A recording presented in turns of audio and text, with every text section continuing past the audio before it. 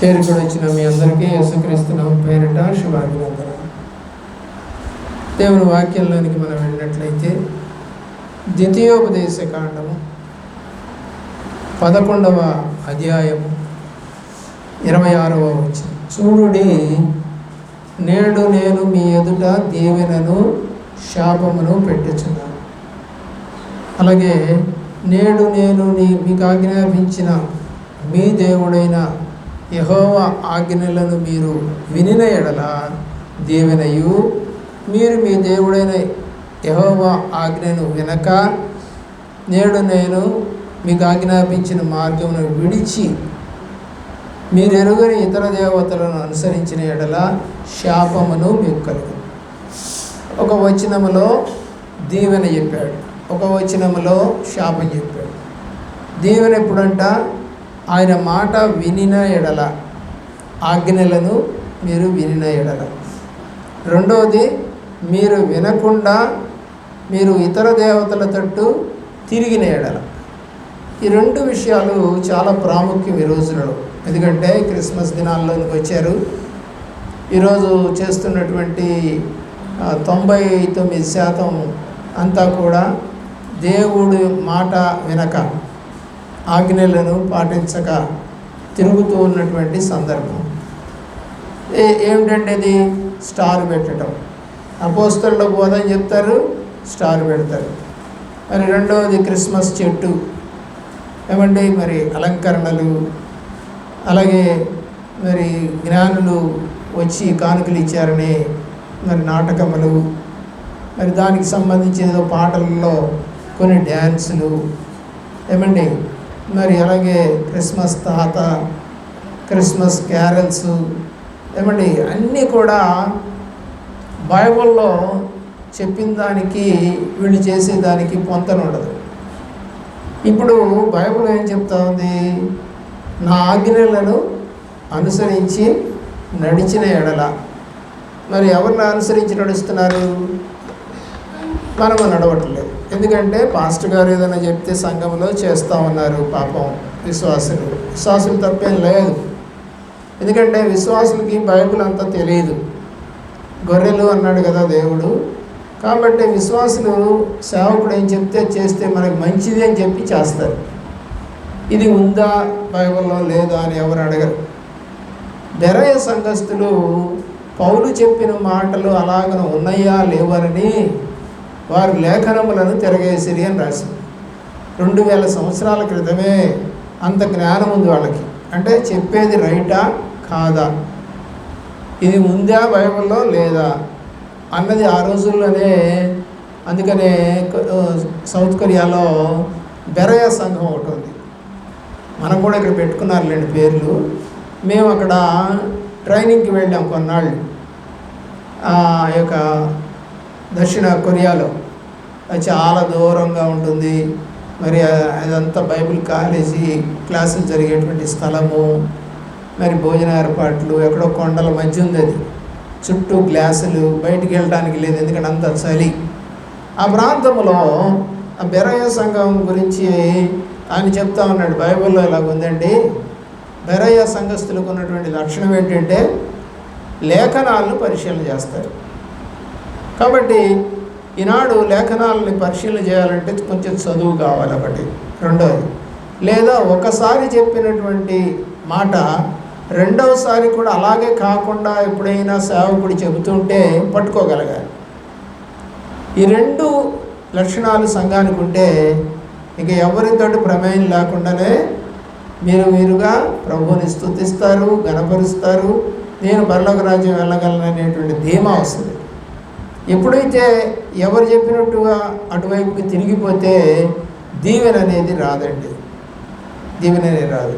ద్వితీయోపదేశ కాండములోని 11వ అధ్యాయము 29వ వచనం. మీరు ఇప్పుడు ఐగుప్తులో నుంచి బయటకు వచ్చారు, కనాన్లోనికి వెళ్ళబోతా ఉన్నారు. కనాన్ అంటే విగ్రహారాధిక దేశం, అన్యులు అని రాసింది చూడండి. కాబట్టి నీవు స్వాధీనపరచుకొనబోవు దేశమున నీ దేవుడైన యెహోవా నిన్ను చేర్చిన తరువాత గెరీజీవను కొండ మీద ఆ దీవెన వచనమును ఏబాలు మీద ఆ శాపవచనమును ప్రకటించాలి. రెండూ చెప్పాడు ఇక్కడ. చూడండి, దీవెన వచనము ప్రకటించాలి, శాపవచనము కూడా ప్రకటించాలని వ్రాయబడింది. దేవుని యొక్క ప్రేమలో మీరు జ్ఞాపకం చేసుకోవాల్సిందిగా కోరుతా ఉన్నాం. ఎందుకంటే దేవుడు దీవెనతో పాటుగా శాపాన్ని కూడా పెట్టాడు. మరి దేనికి నీవు ఇష్టపడతావో తేల్చుకోమన్నాడు. దీవెన వచనాలు చెప్తారు, అలాగే శాపవచనాలు చెప్తారు. మీరు దేని మీద డిసైడ్ అవుతారో తేల్చుకోండి. 16వ అధ్యాయము 17వ వచనం చూద్దాం. 16వ అధ్యాయము 17. వారు ఒట్టి చేతులతో యెహోవా సన్నిధిని కనపడక, నీ దేవుడైన యెహోవా నీకు అనుగ్రహించిన దీవెన చొప్పున ప్రతివాడును తన శక్తి కొలది ఇయ్యాలి. నిన్ను దీవించాడని చెప్తున్నావు కదా, ఆరోగ్యం ఇచ్చాడు, క్షేమం ఇచ్చాడు, ఉద్యోగం ఇచ్చాడు, చదువు ఇచ్చాడు, ఏమండి మరి ఇవన్నీ ఇచ్చినప్పుడు అది దీవెన కదా నీకు. ఆ దీవెన చొప్పున ప్రతివాడును తన శక్తి కొలది ఇయ్యవలెను. ఇది పాస్టర్ గారు చెప్పట్లేదండి, వాక్యం చెప్తుంది.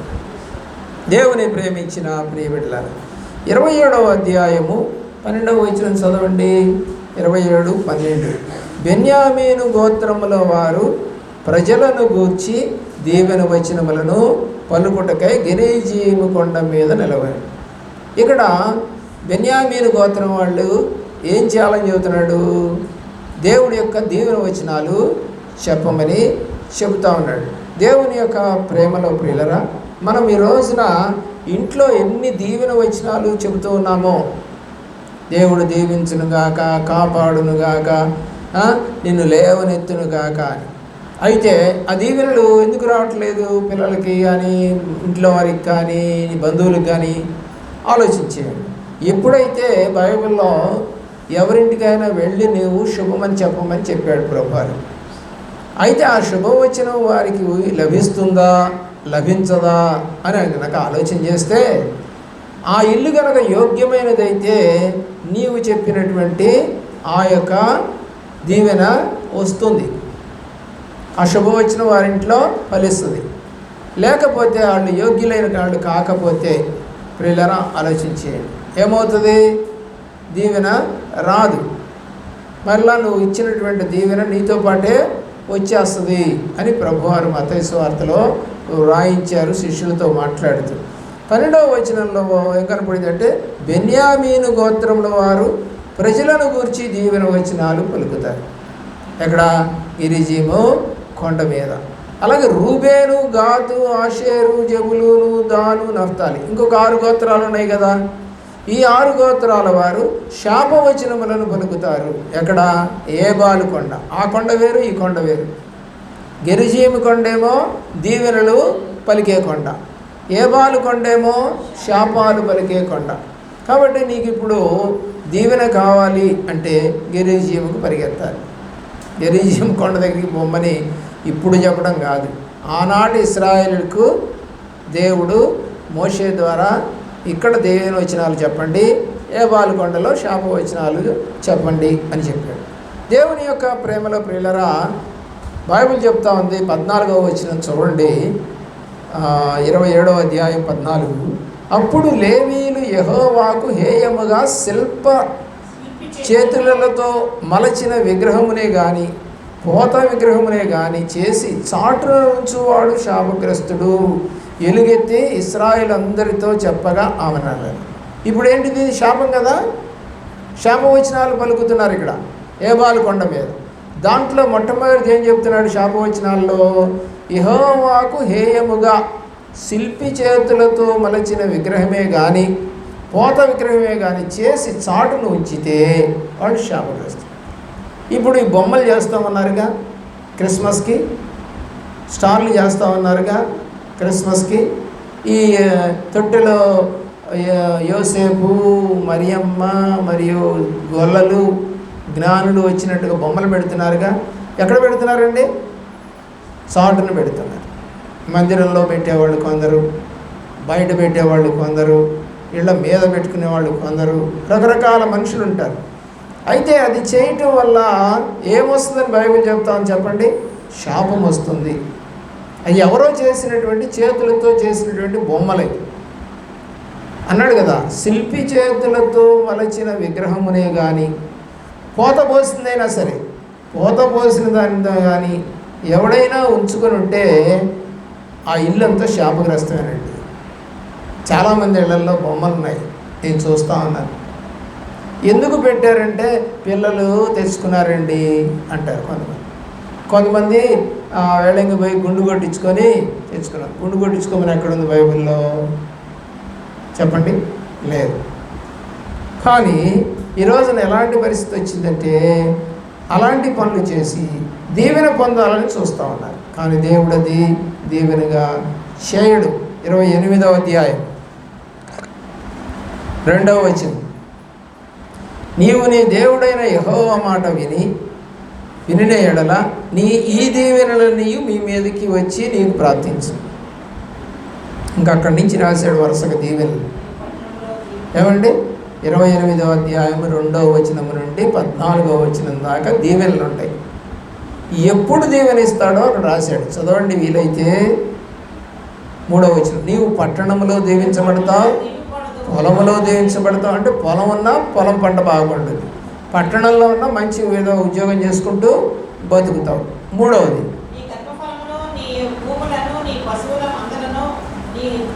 దుక్కిటెద్దులు నీ గొర్రెలు మేకల మందలు తెలుసు. ఎవరంట? గర్భఫలం. గర్భఫలం అంటే పిల్లలేగా.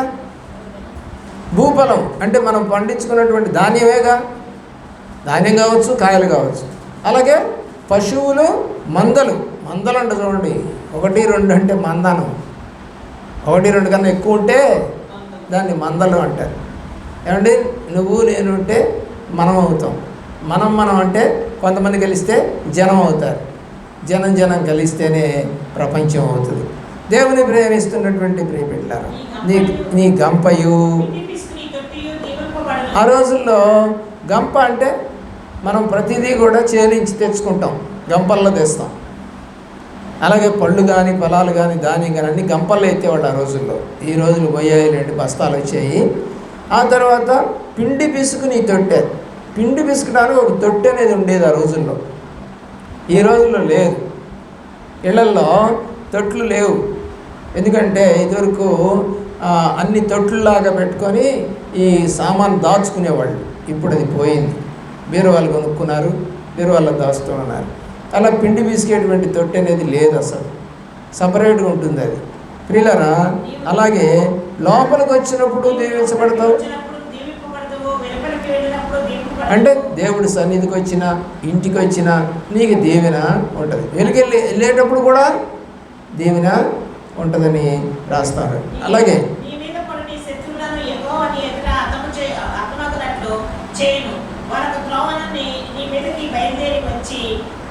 7 త్రోవలు నీ ఎదుట నుండి పారిపోదు. చూడండి ఎంత దీవెన. వాళ్ళు వచ్చేదేమో ఒక దారిలో నుంచి వస్తారట, కానీ పారిపోవటమేమో 7 దారుల్లో నుంచి పారిపోతారట. అంటే అట్లాగా తరిమి కొడతావు నువ్వు అని దేవుడు వాక్యము మనతో మాట్లాడుతూ ఉంది. దేవుని ప్రేమిస్తున్నటువంటి ప్రియబిడ్డలారా, తర్వాత నీ కొట్లు అంటే వ్యాపారం చేసేవాళ్ళే కాదు, ధాన్యాన్ని దాచుకునే వాటిని కూడా ఏమంటారు చెప్పండి? కొట్లే అంటారు. నీ కొట్లలోను ఉద్యోగం కోసం ప్రయత్నం, పంట పండటం కోసం ప్రయత్నం, ఇల్లు కట్టుకోవడానికి కోసం ప్రయత్నం. ఏమంటే ఇవన్నీ ప్రయత్నాలే. ఈ ప్రయత్నాలన్నిట్లో నీకు దీవెన కలుగునట్లు యెహోవా ఆజ్ఞాపించును. ఏం చేస్తాడంట? ఏ దేశం అయితే నీకు ఇస్తున్నాడో ఆ దేశంలో నువ్వు ఆశీర్వదించబడతావు. ఈ రోజున మనకి దీవెన కావాలి, ఆశీర్వాదం కావాలి. అయితే రాదని నేను చెప్పడం లేదు, బైబిల్ చెప్పడం లేదు. ఏమని చెబుతుందంటే బైబిల్లో, ఇలాగ నువ్వు చేస్తే నీవు తప్పనిసరిగా దీవెనలు, ఆశీర్వాదాలు పొందుకుంటావు. నీవు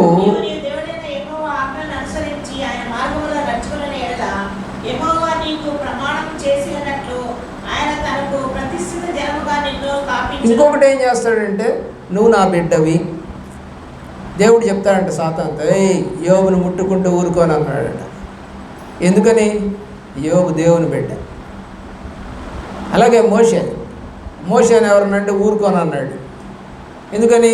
దేవుని బిడ్డ. దేవుని ప్రేమిస్తున్న పిల్ల. బైబిల్లో చాలా సందర్భాలు మనకు కనబడతాయి. ఆయన బిడ్డలను ఎవరైనా ముట్టుకుంటే కనుగుడ్డును ముట్టుకున్నంతగా ఆయన బాధపడి అవతల వ్యక్తులకి ఇబ్బంది కలగజేసేటువంటి వాడు. చూడండి 10వ వచనం, భూ ప్రజలందరూ పిలువబడుచుండుట చూచి నీకు భయపడేటట్టు కూడా చేస్తాడంట. ఎవరు? భూ ప్రజలందరినీ. ఒక సేవకుడు నిజంగా నమ్మకంగా ఉంటే ఆటోమేటిక్గా సంఘం అనేది లోబడుతుంది. ఎందుకు లోబడుతుంది అంటే, ప్రభు అయిన యేసుక్రీస్తు వారు కూడా ఎంతో ప్రేమతో ప్రతి ఇంటికి వెళ్ళి ఒక నార్మల్ వ్యక్తిలాగా, ఆయన ఒక దేవుడు అని చెప్పేసి ఎప్పుడు తిరగలేదండి. అలాగ తిరిగినప్పుడు శిష్యులందరూ ఆయనకి విధేయులుగా ఉన్నారు. ఏ ఇంటికి వెళితే వాళ్ళు కూడా విధేయులుగా ఉన్నారు. ఈ రోజున సేవకుడు కూడా అలా మీ ఇంటికి వస్తే విధేయులుగా ఉంటున్నట్టుగా మేము కూడా చూస్తూ ఉన్నాం. 11వ వచనం, మరియు యెహోవా నీకు ఇచ్చేదనని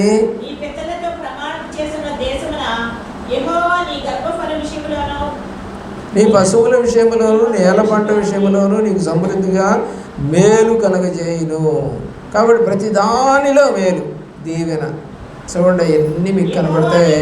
దేవుని ప్రేమిస్తున్నటువంటి ప్రియులరా, 13వ వచనం, కుడికి కానీ ఎడముకి కానీ తొలగిపోకూడదు. మనం దీవెన ఆశీర్వాదం పొందాలి అంటే దేవుడు చెప్పిన మాట, మీరు కుడికో ఎడమకో ఎవరో పిలిచారని, ఎవరో చెప్పారని ఇక్కడి నుంచి ఇంకొక చోటికి వెళ్ళిపోకూడదు. అప్పుడు దీవెన రాదు నీకు. ఎక్కడ పడితే అక్కడ దీవెన వస్తుంది. అంటే దేవుడు చెప్పిన చోటికి పోతేనే దీవెన వస్తుంది. దేవుడు చెప్పని చోటికి నీ ఇష్టం వచ్చినట్టుగా పోతే దీవెన రాదు, ఆశీర్వాదం కూడా రాదు. కాబట్టి ప్రతి విషయమందును దేవునికి కృతజ్ఞతాస్తుతులు చెల్లించాలి. అది కష్టమైనా, మరి బాధ అయినా, ఇరుకైనా, మంచి అయినా, సంతోషమైనా.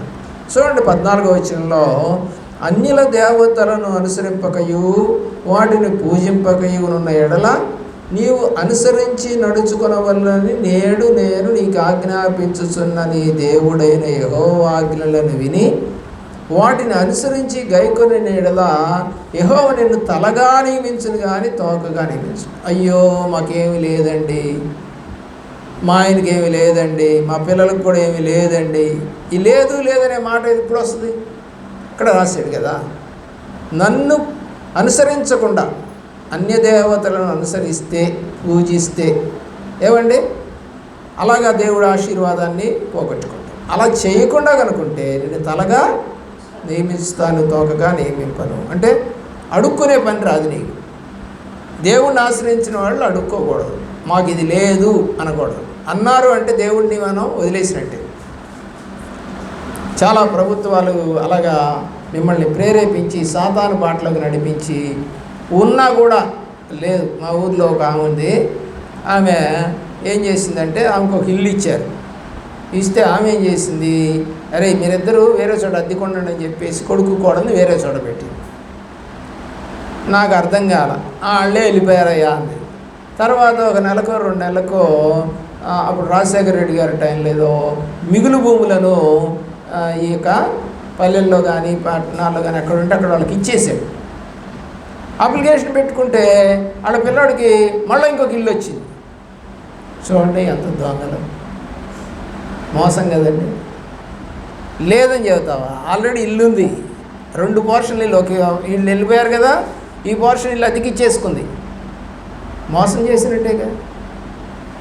క్రిస్టియన్స్ మళ్ళా ఏం లాభం? పేరుకు మాత్రమే క్రిస్టియన్లు. దేవుడు మాట వినకుండా మోసం చేస్తే నీకు శాపాలు వస్తాయని బైబిల్ చెబుతుంది. 15వ వచనం, నేడు నేను నీకు ఆజ్ఞాపించు ఆయన సమస్తమైన ఆజ్ఞలను కట్టడలను నీవు అనుసరించి నడుచుకొనవలెనని నీ దేవుడైన యెహోవా సెలవిచ్చిన మాట వినని ఎడల ఈ శాపములన్నీ వచ్చును. వినకపోతే శాపాలు. ఎన్నో వచనం నుండి? 16వ వచనం నుండి. ఇంకా వరుసగా శపించబడదు అని మాటలు కనపడుతుంటాయి. అయినా నువ్వు చదువుకోండి, నేను చెబితే అంత బాగుండదు మీ మీద. అలాగే రోగాలు కూడా వస్తాయి అన్నాడు. ఏం చేస్తానన్నాడు? ఆయన మాట వినకపోతే ఐగుప్తులో ఉన్నటువంటి 27వ వచనం, యెహోవా ఐగుప్తు పుంటి చేతను, మూలవ్యాధి చేతను, కుష్టి చేతను, గజ్జి చేతను నిన్ను బాధించును, నీవు వాటిని పోగొట్టుకొనజాలవు. అవి పోగొట్టుకోలేవట.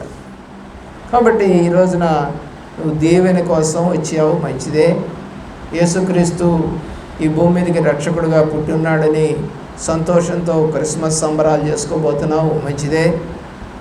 అయితే నిజంగా దేవుడి మాట ప్రకారము సర్వోన్నతమైన స్థలంలో దేవునికి ఇష్టమైన వారికి సమాధానం అన్నాడు. సమాధానంతో నీ కుటుంబంలో ఈ పండుగ చేసుకుంటున్నారా?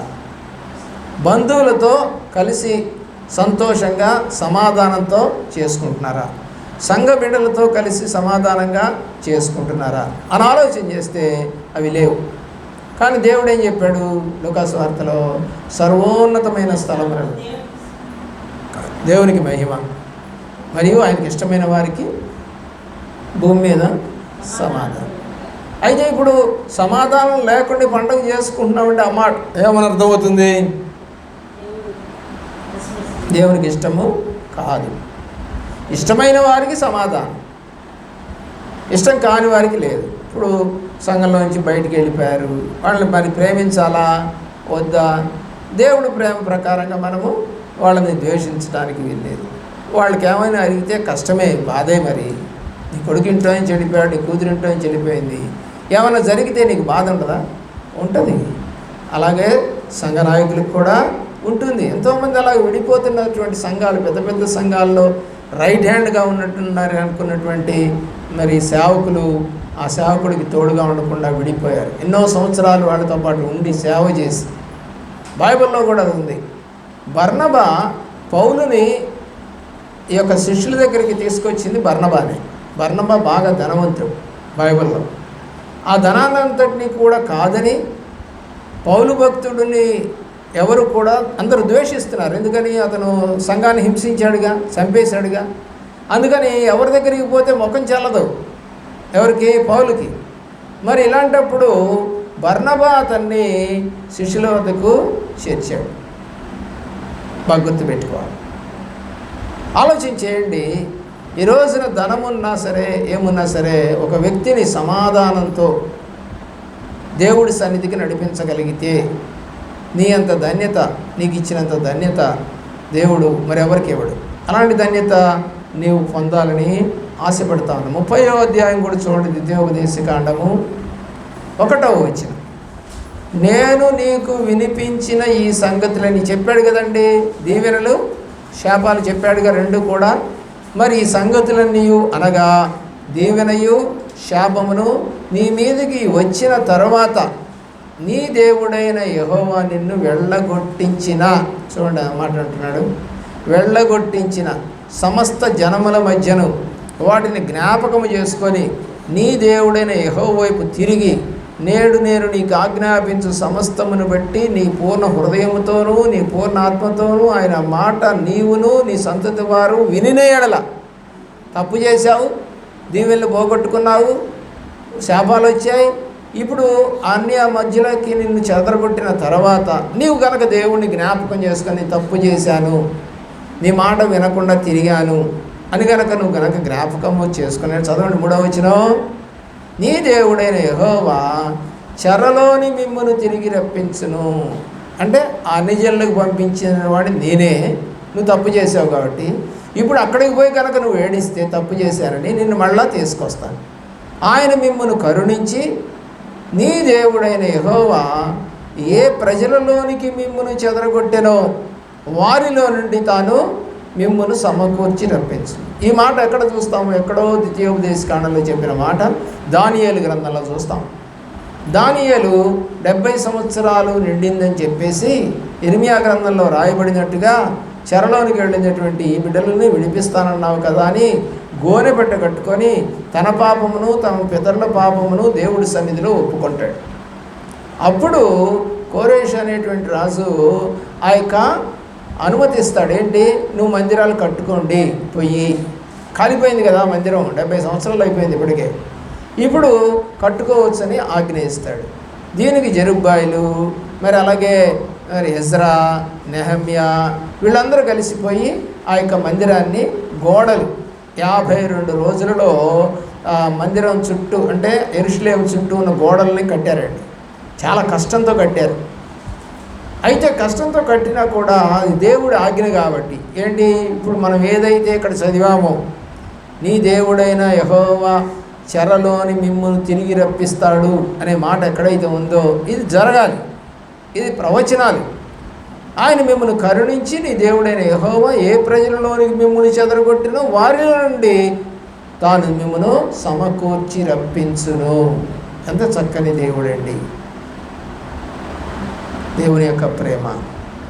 4వ వచనం 30వ అధ్యాయము ద్వితీయోపదేశకాండం 4వ వచనం. మీలో ఎవరైనా ఆకాశ దిగంతములకు వెళ్ళి కొట్టబడినను అక్కడ నుండి నీ దేవుడైన యెహోవా మిమ్మల్ని సమకూర్చి అక్కడ నుండి రప్పించు. ఎంత దూరం తీసుకెళ్ళి మిమ్మల్ని పెట్టినా అక్కడి నుంచి నేను మిమ్మల్ని తీసుకొని వచ్చి సమకూరుస్తా.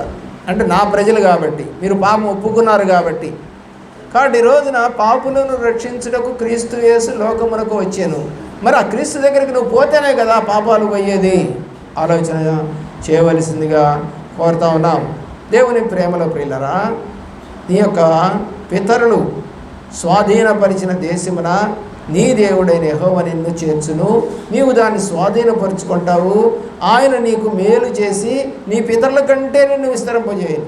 మరి అలాగే కదా ఇశ్రాయేలు అందరినీ మళ్ళీ తీసుకెళ్ళి దరిదాపుగా 2000 సంవత్సరాల పాటు ఆ యొక్క బాధ పెట్టిన తర్వాత వాళ్ళని మరలా సమకూర్చి ఒక దేశముగా ఏర్పాటు చేసి ఇజ్రాయెల్ దేశమని పెట్టి ఈరోజున యుద్ధం జరుగుతాం.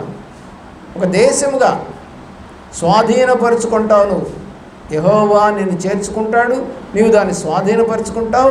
ఆయన నీకు మేలు చేసి నీ పితరుల కంటే నిన్ను విస్తరింపు. మరి ఎంతో విస్తారంగా ఈరోజు నా దేశము మరి అందరూ అటువైపు చూసేటట్టుగా చేసుకోగలిగారు. పంటల విషయంలో కానీ, మరి వాళ్ళకు ఉన్నటువంటి వనరుల విషయంలో కానీ ఎలాగ ఉపయోగించుకోగలుగుతున్నారు. అలాగే యుద్ధ విషయంలో కానీ, అలాగే సీక్రెట్ ఏజెంట్ల విషయంలో, మసాద్ అనేటువంటి సీక్రెట్ ఏజెంట్ల విషయంలో కానీ ఎంత గొప్పగా హెచ్చించాడో దేవుడు ఆలోచన చేయవలసిందిగా కోరుతా ఉన్నాం. దేవుడు మాట విని ఆయన ఆజ్ఞాపించిన అన్నింటినీ కూడా గైకొంటే నీవు వర్ధిల్లుతావని 9వ వచనంలో అంటాడు. నీ భూమి పంట విషయంలోనూ నీకు మేలగునట్లు నిన్ను వర్ధిల్లజేయును. చేస్తాడు దేవుడు. అయితే నువ్వు తిరగాలి. దేవుడు సగం సగం తిరిగితే సగం సగమే ఉంటుంది, పూర్తిగా తిరిగితే పూర్తిగానే ఉంటుంది. ఆలోచన చేయవలసిందిగా కోరుతా ఉన్నాం. చూడండి 8వ అధ్యాయం యెహోషువ గ్రంథం తీయండి. 8వ అధ్యాయం 14వ వచనం. ఆ ధర్మశాస్త్ర గ్రంథములో వ్రాయబడిన వాటన్నింటినీ బట్టి ఆ ధర్మశాస్త్ర వాక్యములన్నింటినీ అనగా దాని దీవెన వచనమును దాని శాపవచనమును చదివి వినిపించాడు. ఏమండి, మోషే చనిపోయాడు, ఎక్కడున్నాడో తెలియదు. ఇప్పుడు యెహోషువ ద్వారా వాళ్ళు కనాన్లోకి వచ్చారు. కనాన్లోకి వచ్చిన తర్వాత మళ్ళీ యెహోషువ చెప్తా ఉన్నాడు వీళ్ళకి ఏమని, ఆనాడు ఏదైతే దీవెన వచనాలు శాపవచనాలు చెప్పారో అవన్నీ మళ్ళీ చదివి వినిపించాడంట. ఈరోజు మీ ఇంట్లో అలా చదివి వినిపిస్తున్నారా లేదా? ఆ స్త్రీలను పిల్లలను వారి మధ్య నుండి పరదేశులను వినుచుండగా ఎవరెవరు వింటున్నారండి? స్త్రీలు వింటున్నారు, పరదేశులు అంటే వేరే దేశం నుంచి వచ్చిన వాళ్ళు వింటున్నారు, ఏమంటే అలా పిల్లలు వింటున్నారు. అంటే వీళ్ళందరూ వినుచుండగా దేవుని యొక్క ప్రేమలో 35వ వచనాన్ని జ్ఞాపకం చేసుకుంది. యెహోషువ సర్వ సమాజము ఎదుటను మోషే ఆజ్ఞాపించిన వాటన్నిటిలో చదువక విడిచిన మాట ఒక్కటి కూడా లేదు. ఏదైతే చెప్పాడో ద్వితీయోపదేశకాండంలో, నిర్గమాకాండంలో ఏదైతే చెప్పాడో అన్ని మాటలు మళ్ళీ చెప్పారంట. ఎందుకు? పిల్లలు విని దేవుడి వైపు తిరగాలని ఆశ. మరి నువ్వు వింటున్నావు, ఇంటికి వెళ్ళి ఏమైనా చెబుతున్నావా వాక్యం? అక్కడైతే వాక్యం చెబుతుంది. వాళ్ళందరూ పిల్లలకు కూడా వినిపించారట దేవుని యొక్క ప్రేమలో. చూడండి 15వ అధ్యాయం 19వ వచనం, 18, 19 చదవండి. మరియు ఆమె తన పెనిమిడి ఇంటికి వచ్చినప్పుడు తన తండ్రిని ఒక పొలము అడుగమని అతన్ని ప్రేరేపించింది. ఆమె గాడిదను దగ్గర కాలేబు ఆమెను చూచి నీకేమి కావాలని ఆమెను అడిగింది. కాలేబు కూతురు ఆక్సా ఒత్నీయేలుకి పెళ్లి చేసుకున్నారు. అతను కూడా ఒక యుద్ధం చేసి గెలిచిన తర్వాత మామగారు అయినటువంటి కాలేబు గారు ఆ అమ్మాయిని ఇచ్చి పెళ్లి చేస్తాడు. ఇది మగతనం అంటే, ఇది మగాడు అంటే మగతనంతో సంపాదించు. ఇప్పుడు మరి ఆయన సంపాదించుకున్నటువంటి దాంట్లో నుంచి ఆ రోజుల్లో ఓలి ఇచ్చేవాళ్ళు దేవుని ప్రేమిస్తున్నారు. ఆ లెక్క ప్రకారంగా అందుకు ఆమెకు నాకు దీవెన దయచేయమని తండ్రి దగ్గరకు వచ్చింది. నీవు నాకు దక్షిణ భూమి ఇచ్చి ఉన్నావు కనుక నీటి మడుగులను కూడా నాకు దయచేయమనగా అతడు ఆమెకు మెరక మడుగులను పల్లపు మడుగులను ఇచ్చింది. దీవెన తండ్రి ద్వారా, భూ సంబంధమైన తండ్రి ద్వారా దీవెన పొందుతూ ఉన్నారు. కాబట్టి నీవు కూడా, మనం కూడా చూస్తాం ఆది కాండములో మరి దేవుడు ఇస్సాకు యాకోబు మరి యోసేపుకి ఆ యొక్క 12 మంది గోత్రాల వారికి దీవెన ఇస్తాడు, అందరిని దీవిస్తాడు. అయితే వాళ్ళందరూ దీవెనకి అర్హులు కాలేకపోయారు. ఇది మాత్రం వాస్తవం. అలాగే నీ ఇంట్లో కూడా నువ్వు దీవెన చెప్పొచ్చు మీ పిల్లలకి, మీ వాళ్ళకి. కానీ కొందరు అర్హులు అవుతారు, కొందరు అర్హులు కాదు. అన్ని ఇత్తనాలే, కానీ చేలో వేసిన తర్వాత కానీ తెలియలేదు అందులో తాలిత్తనాలు ఉన్నాయి. పిల్లలందరినీ కన్నాము, కన్న తర్వాత కానీ తెలియలేదు వాళ్ళు తాలిత్తనాలు అయిపోయారని. తాలిత్తనాలు ఉంటాయి, అవి కూడా ఇత్తనాలానే కనపడతాయి. బలము లేదు, శక్తి లేదు, జ్ఞానము లేదు. ఏమండి, ఆలోచన చేయవలసిందిగా కోరుతా ఉన్నాం. దేవుని యొక్క ప్రేమలో 5వ అధ్యాయం న్యాయాధిపతులు 24వ వచనములో కనానీయుడైన హేబేరు భార్య యాయేలు స్త్రీలలో దీవెన నొందును. యాయేలు భార్య స్త్రీలకు కూడా దీవెన పొందినట్టుగా బైబిల్ కనబడుతుంది. బైబిల్లో మనం ఎప్పుడు కొత్త నిబంధనలో ఆ యొక్క మరియ మాత్రమే దయాప్రాప్తురాలైంది అని అనుకుంటున్నాం కదా. బైబిల్తో అయితే నీకు అర్థమవుతుంది. హేబేరు భార్య యాయేలు స్త్రీలలో దీవెన నొందింది. ఈమె కూడా దీవెన నొందినటువంటిది.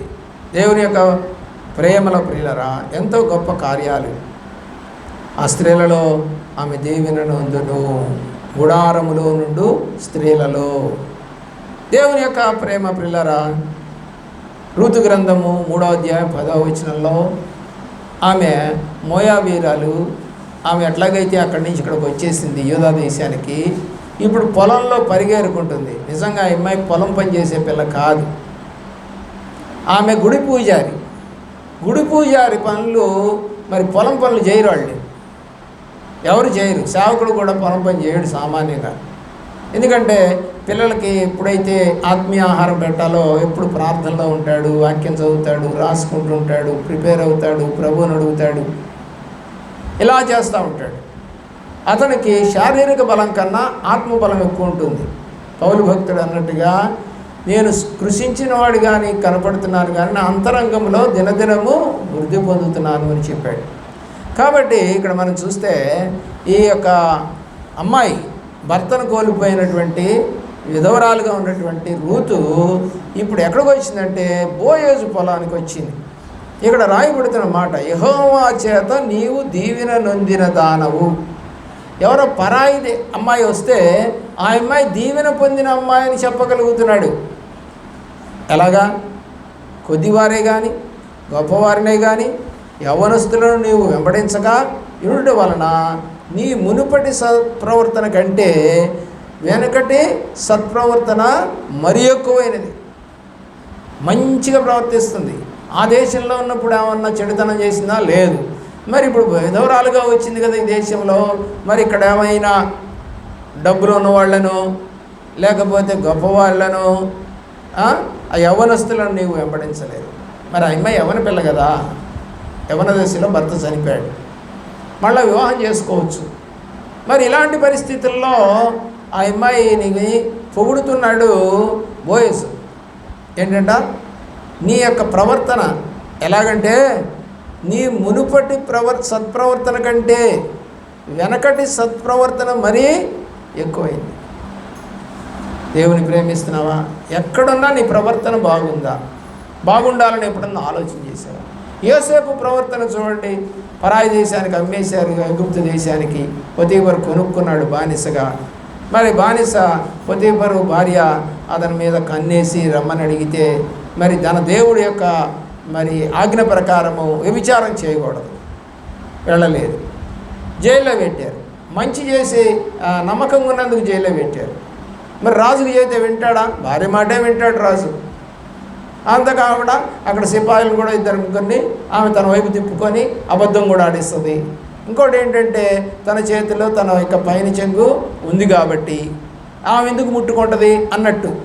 కానీ అది పట్టుకుంటే వీడు వస్తాడేమో అని ఆమె అనుకుంది. కానీ వాడు దాన్ని వదిలిపెట్టేసేసి వెళ్ళిపోయాడు. అంటే ఏం వదిలిపెట్టాడు? పాపపు చెంగు వదిలిపెట్టేసి జైల్లో 11 సంవత్సరాలు ఉన్నాడు. తర్వాత అదే కూతుర్నిచ్చి పెళ్లి చేశాడు అని బైబిల్లో మనకి ఆదికాండంలో కనపడుతుంది. దేవుని యొక్క ప్రేమలో దేవుడు ఎప్పుడు కూడా మనకి సంతోషాన్ని దీవెనను ఇవ్వటానికే ఇష్టపడతాడు. కొంతమందికి దీవెన ఎంత ఇష్టం ఉండదంట.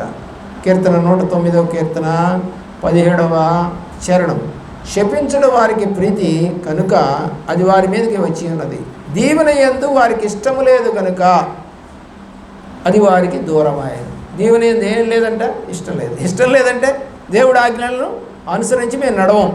మాకొద్దు దీవెన, శాపం వచ్చినా పర్వాలా, మా బతికేది మేము బతుకుతాం, ఎట్టాగొట్ట బతుకుతాం, ముందుంటుందిలే అమ్మ ముసళ్ళ పండగ అన్నారంటే ఎవరు, అట్లా ఉంటుంది అన్నమాట. సామెతల గ్రంథం 11:11 చదువుదాం. యథార్థవంతుల దీవెన వలన పట్టణమునకు కీర్తి కలుగును. యథార్థంగా నడిచే వాళ్ళు ఎప్పుడైనా దీవిస్తే ఆ ఇంటికి కానీ ఆ యొక్క పట్టణానికి కానీ కీర్తి కలుగుతుందట. దేవుని ప్రేమిస్తున్న ప్రియ బిడ్డలారా ఆలోచించేయండి. అలాగే పండించుకున్నటువంటి ధాన్యం గురించి మాట్లాడతాడు. 26వ వచనం 11:26, ధాన్యము బిగబట్టు వానిని జనులు శపించెదరు, దానిని అమ్మువాని తల మీదకి దీవెనవచ్చు. అంత ధాన్యం కొట్లలో పెట్టుకొని ప్రజలకు పంచకుండా కనుకుంటే దీవెన రాదు. ఎప్పుడైతే అమ్ముతావో దాన్ని అది దీవెన వస్తుంది. కాబట్టి పంటని పొలాన్ని వచ్చిన ధాన్యాన్ని అమ్ముకోవచ్చు అని బైబిల్ సెలవిస్తూ ఉంది. ప్రియులారా, అన్నీ మనమే కాదు, ఇతరులు కూడా తింటారు. ఎన్ని తింటావు, ఎన్ని బస్తాలు తింటావు, నీకు కావాల్సిన ఉంచుకొని మిగతాదంతా అమ్మేసేయాలి. ఎందుకంటే ఇతరులు కూడా తినాలి కాబట్టి. దేవుని యొక్క ప్రేమలో 22వ అధ్యాయము సామెతల గ్రంథం 9వ వచనం 22:9, దయాదృష్టి గలవాడు తన ఆహారంలో కొంత దరిద్రునికి ఇచ్చుట అట్టివాడు దేవునినందును. ఎప్పుడైతే నువ్వు దరిద్రులకు కొంత ఆహారం పెట్టడానికి ఇష్టపడతావో అప్పుడు నీవు దీవెన పొందుతావు. న్యాయముగా తీర్పు తీర్చు వారికి మేలు కలుగును, క్షేమకరమైన దీవెనట్టి వారికి దొరుకునని 24:25లో రాయబడింది. పొద్దున్నే లేచి గొప్ప శబ్దంతో స్నేహితుని దీవించు వారి దీవెన వారికి శాపంగా మారిందంట. నువ్వు గొప్పవాడివి, మంచివాడు, భలే చేసావు, అది ఇది అంటే కనుక ఆ శాపం వద్దని. ఇంకొక మాట చదివి ముగిస్తాను. 28:20 సామెతల గ్రంథం, నమ్మకమైన వారికి దీవెన మెండుగా కలుగును. నమ్మకం ఉంటే దీవెనలు వస్తాయి. అలాంటి దీవెన నీకు నీ కుటుంబానికి దేవుడు దయచే